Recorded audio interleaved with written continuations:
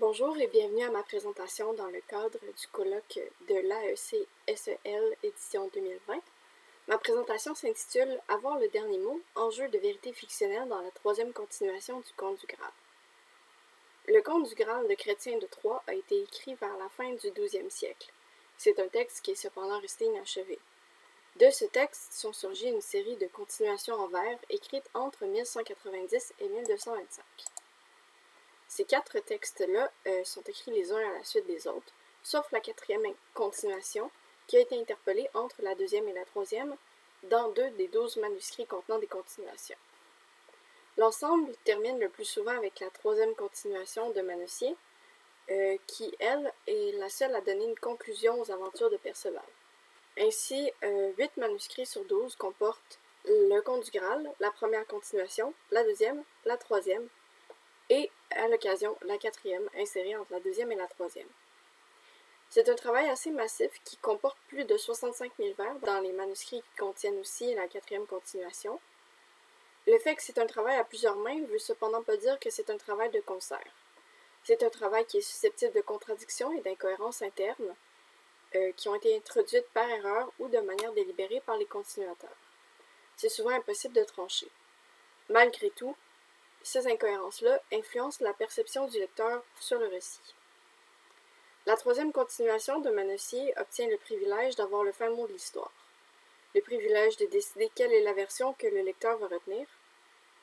Ainsi, le travail de Manessier met en place une série de stratégies narratives et énonciatives dans le but de montrer la préséance de sa version du fait fictionnel sur les autres versions possibles, et la production d'une propre vérité fictionnelle qui consacre la fin des aventures de Perceval. Dans le cadre de ma présentation, je vais vous présenter quelques-unes des stratégies qui ont été mises en place dans ce texte. Le premier aspect qui va nous intéresser, c'est celui des incohérences, qui viennent consacrer le statut du héros du Graal en la personne de Perceval. Les incohérences internes dans les continuations ont généralement été vues comme des maladresses par les critiques. On a donc Hanicombe qui nous indique à propos d'incohérences dans la première continuation. Cette étrange maladresse ruine en partie ce que Bit était parvenu à construire. Cette maladresse, Hanicombe tente de l'expliquer dans son article, mais elle n'évalue pas nécessairement ses répercussions sur la perception du lecteur. Le processus interprétatif fait pourtant fi du caractère accidentel ou délibéré des incohérences. Il y a un danger de rupture de la suspension volontaire de l'incrédulité, peu importe le statut, dans la perception du lecteur. Le lecteur peut même parfois ne pas remarquer ces incohérences et retenir seulement une des versions du texte qui lui est proposée.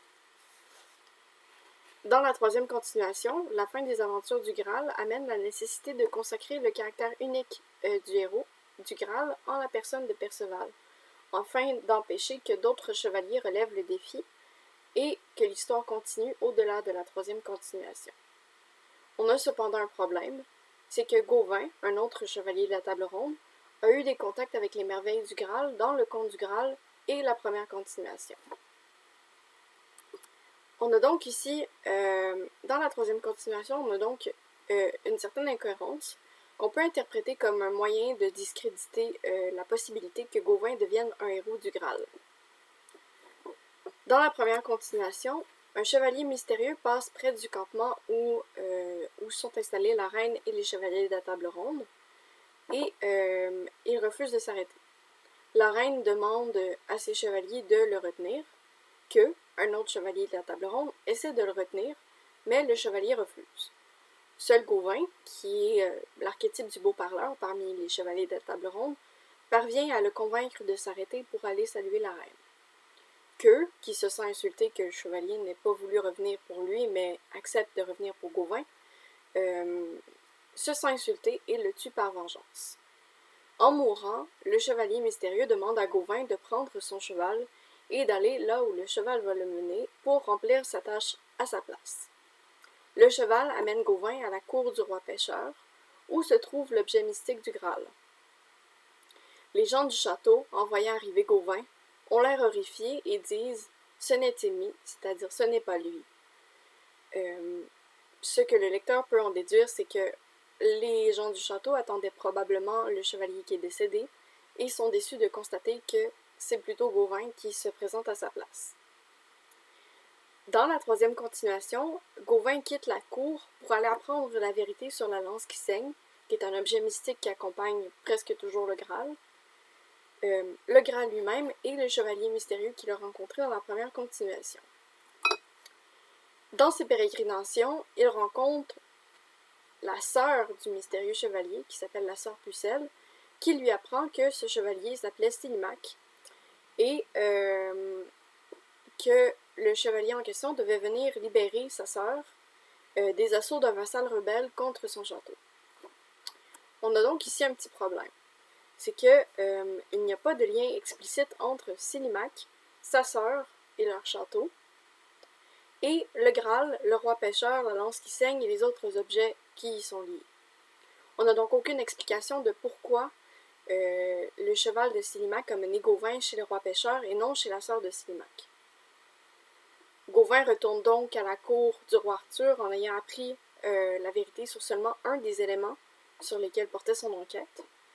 Il y a donc un court-circuit qui se produit du point de vue de Gawain par le fait de cette incohérence. Est-ce une erreur? Est-ce un choix délibéré?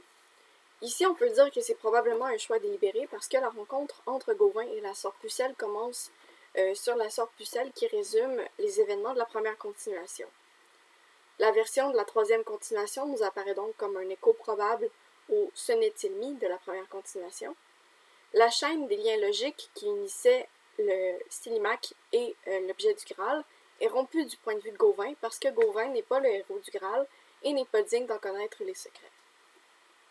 Cette incohérence permet donc de couper radicalement toute possibilité que Gawain devienne le héros du Graal, et ce, même si le statut de Perceval comme héros du Graal avait déjà été consacré dès le début du texte, par le fait que Perceval réussisse l'épreuve et reçoive les explications qui y sont liées. Ensuite, la manière de raconter du narrateur permet de fermer les portes de la prolifération romanesque. Je vais expliquer qu'est-ce que je veux dire par là. Comme un cycle, le conte du Graal et les continuations présentent une logique de prolifération infinie des aventures par recombinaison et variation sur des motifs propres à l'univers arthurien. Mettre fin à cet ensemble de textes, c'est donc mettre fin à cette logique. Dans le cycle en prose du Lancelot Graal, qui est à peu près contemporain à la production de la troisième continuation, la fin est imposée par le contenu narratif du dernier texte, la mort du roi Arthur, mais en particulier aussi par la posture énonciative de son narrateur. Son narrateur nous indique, à la toute fin du texte, « Si c'était or à temps maître Gauthier Map de l'estuaire de Lancelot, car bien l'a donc mené à fin, selon les choses qui en avindrent, et finit son livre si outreusement que après ça n'en pas roignu reconticier qu'il en mentit de toutes choses. » Léa Tether, dans son étude sur les continuations du conte du Graal, identifie plusieurs critères pour ce qu'elle nomme comme une fin satisfaisante. Les continuations émergent seulement de récits qui n'ont pas de fin satisfaisante. Les critères qu'elle présente sont celui de renvoyer au début de l'œuvre, d'une manière ou d'une autre, de conclure les fils narratifs jugés importants du point de vue du lecteur, et de présenter des signaux formels et lexicaux qui signalent la fin du texte. La troisième continuation comprend tous ces éléments à la toute fin du texte. Cependant, c'est pas vraiment suffisant pour que l'ensemble vienne vraiment à la fin. Je considère qu'il faut plutôt annihiler toute possibilité narrative et poétique de continuation, d'où l'idée qu'il faille, au-delà de simplement disqualifier Gawain comme héros du Graal, annihiler une logique entière de prolifération infinie des aventures. Le conte du Graal et les continuations possèdent cette logique qui s'exprime principalement par le fait qu'on a une utilisation systématique d'aventures parallèles comme moyen pour réfléchir le récit principal. C'est des aventures de d'autres chevaliers que Perceval. Mettre fin à la prolifération des aventures, c'est donc mettre fin à la prolifération de ces récits parallèles. Dans le Lancelot Graal, le dernier texte, La mort du roi Arthur, présente la mort non seulement du roi Arthur, mais aussi de presque tous les chevaliers de la table ronde. Il n'y a donc plus vraiment de royaume de l'ogre dont on puisse raconter les aventures, et donc il n'y a plus vraiment de suite possible. Dans la troisième continuation, plutôt que de présenter la mort de tous les chevaliers impliqués, on signale plutôt une relative stérilité de toutes les aventures des autres chevaliers que Perceval. Gawain, en particulier, utilise ses prouesses au combat pour demander à une demoiselle la libération de Dodinel, qui est un autre chevalier de la table ronde. La demoiselle proteste en expliquant qu'elle retient Dodinel parce que Dodinel a tué son frère. Gawain insiste pour qu'elle le libère, au nom de la prouesse chevaleresque que Gawain vient d'accomplir au nom de la demoiselle. Sa prouesse chevaleresque à Gawain est donc utilisée pour demander quelque chose qui va à l'encontre de la justice. On a aussi Sagremort dans la troisième continuation. Sagremort qui poursuit un chevalier qui lui a volé son cheval. Le chevalier décide de se suicider au lieu de se battre contre Sagremort. Par contre, il attire Sagremort dans son château, où Sagremort est attaqué par des, et je cite, des vilains. Sagremort est donc amené à mener un combat déshonorant contre des gens ordinaires au lieu d'un chevalier, et il met donc à mort des personnes qui sont ultimement innocentes. Sagremort aussi s'interpose dans un conflit entre un amant inconduit et une suzeraine, qui refuse la main d'une de ses demoiselles. Sagremort s'engage à combattre contre l'amant inconduit et remporte le combat, et il envoie l'amant prisonnier chez la dame. En parlant avec l'amant inconduit, la dame constate que l'amour de l'amant était sincère et décide d'accorder la main de la jeune fille, malgré le fait que Sagremort ait remporté son combat contre lui. Tout le conflit et la guerre que se sont menés la dame et l'amant inconduit aurait donc probablement pu être évité par le dialogue, et la mort et la violence qui en ont résulté sont présentées comme relativement absurdes. On a aussi Bohort et Lionel. Bohort doit choisir entre secourir une demoiselle menacée de viol ou son frère qui se fait battre par des chevaliers. Il choisit de secourir la demoiselle. Lionel, quand Bohort le retrouve, défie Bohort dans un combat à mort pour se venger de l'outrage qu'il lui a fait. Calogrenant, un autre chevalier de la table ronde, s'interpose dans leur conflit et Lionel tue Calogrenant. Au moment d'enterrer Calogrenant, le texte nous indique Dessors-lui mettre un tombelle et dessus écrit les ermites à un cisel lettre petite qui disait si des sotigis Calogrenantes et si l'oxy Léonel par sa cruauté. Ce fut trop grand déloyauté. L'utilisation particulière des termes cruauté et déloyauté souligne en particulier le geste répréhensible et gratuit de Lionel. Leur querelle est relativement absurde parce que le chevalier Bohort a été confronté à un choix relativement difficile. Dans la caisse de Saint Graal, un autre texte du Lancelot Graal, d'où provient cet épisode, le choix de Bohort est un choix qui est présenté comme étant unilatéralement bon. Bohort est un soldat de Dieu, Lionel est un soldat du diable. Ici, c'est plutôt une absurdité générale de la situation et de la violence des chevaliers qui est présentée. Enfin, on a Hector, dont Perceval refuse la provocation en duel, en disant que le cheval et l'équipement d'Hector sont en trop mauvais état pour combattre. Hector considère ce propos comme une insulte à son honneur et décide de mener un combat à mort contre Perceval. Les deux sont blessés à mort. Par contre, ils sont sauvés par l'apparition miraculeuse du Graal à cause de la piété de Perceval. L'honneur des chevaliers dans cet épisode est présenté comme étant relativement absurde et la violence qui en découle aussi. Systématiquement, le comportement de tous les chevaliers, sauf Perceval, sont présentés comme étant inadéquats. Leur usage de la violence est stérile et inutile. La fonction chevaleresque est donc d'évaluer unilatéralement par le récit. Les seuls actes de violence qui sont cautionnés sont ceux de Perceval, mais Perceval finit par se retirer dans un ermitage en abandonnant lui aussi la fonction chevaleresque à la toute fin du récit. Il y a donc un changement de message du récit par rapport aux autres continuations. J'ai pas malheureusement eu le temps de me pencher sur la description en détail dans cette présentation. Mais malgré tout, la troisième continuation semble produire une nouvelle vérité sur le plan symbolique concernant la fonction chevaleresque, afin de mettre fin à cette logique de prolifération infinie des aventures. Enfin, un autre aspect qui va nous intéresser ici sont les liens entre l'énonciation, l'autorité narrative et la vérité fictionnelle. L'autorité narrative, c'est la licence du conteur ou de l'auteur pour prendre la parole. C'est la légitimité de son geste de raconter. Au Moyen Âge, l'autorité narrative est un enjeu presque incontournable de toute énonciation, parce que le récit qui n'est pas religieux ne va pas de soi.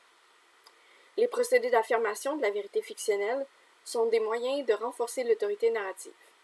Entre autres, la fonction didactique du récit, au moins minimale, est relativement obligatoire. Et cette fonction est impossible sans l'affirmation de la vérité absolue du texte. À ce propos, l'épilogue de la troisième continuation est relativement intéressant. Je ne vais pas le lire au complet ici, mais juste attirer votre attention sur certains aspects. Le geste de se nommer dans l'épilogue est relativement commun. Le contenu exact de la signature peut toutefois varier dans les textes et reflète différents traitements de l'enjeu de la clôture du texte. Ici, on a des références à la réalité abondante, avec le nom de Manossier, celui de Jeanne et le fait qu'elle possède le royaume de Flandre. Et on a aussi le vocabulaire du témoignage avec des énoncés comme « si comme Manossier le témoigne » et « si comme l'écrit témoigne et preuve ». On a aussi une invitation au lecteur à constater l'authenticité du fait fictionnel par lui-même, en disant « qui encore par ce pays va, la sépulture peut voir », sous-entendu ici la sépulture de Perceval. On a le sceau d'Arthur, qui au Moyen-Âge est un gage d'authenticité, et le parchemin, qui possède une importance culturelle comme attestation écrite de la vérité.